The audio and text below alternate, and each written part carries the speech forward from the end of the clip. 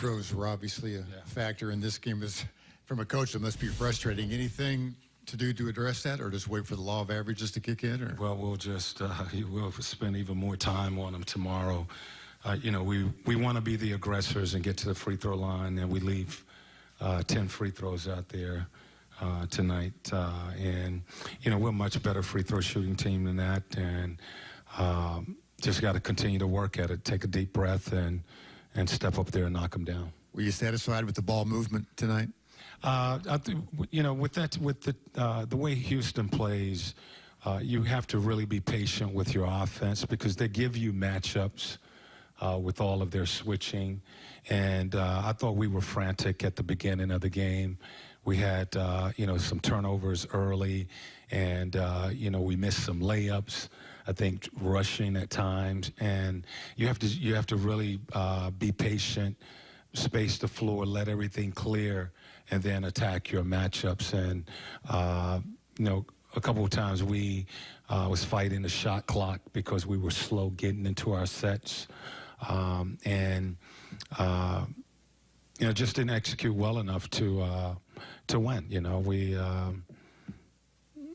you know, had some mismatches that we didn't take advantage of, and when we did, we get to the free throw line, we don't capitalize there. You got your first technical of the season. Was there something in particular you were upset about, or just kind of the general? You know, it's just going to be hard for the officials to be consistent with the emphasis of touching. And I thought, you know, there was a lot of touching and grabbing and contact, you know, throughout the game on our guys. And, you know, we come down on our end, and it was called. And it's just going to be hard for them to consistently call the game like that because you can stop at every play. And there was a call late in the game. I think Chris Paul hit one of our guys trying to box out the last few seconds of the game. That was going on the entire game. And, you know, just consistency with if those are the rules, let's call it. You know, if guys have two hands, if they're illegal screening, call it.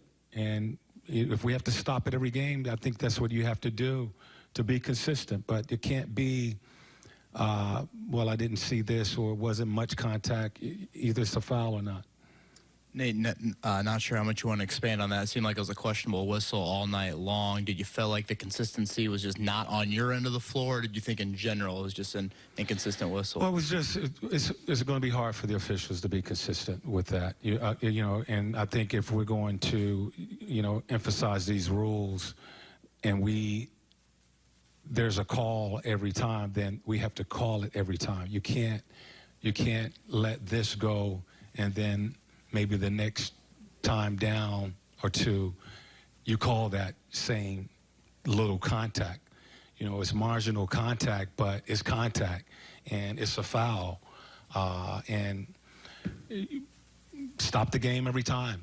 You know, if that's what we want to do in the sense of getting guys' hands off, then we have to call it every single time. And it may be an ugly game for a few games, but we got to be consistent with that. Just 19.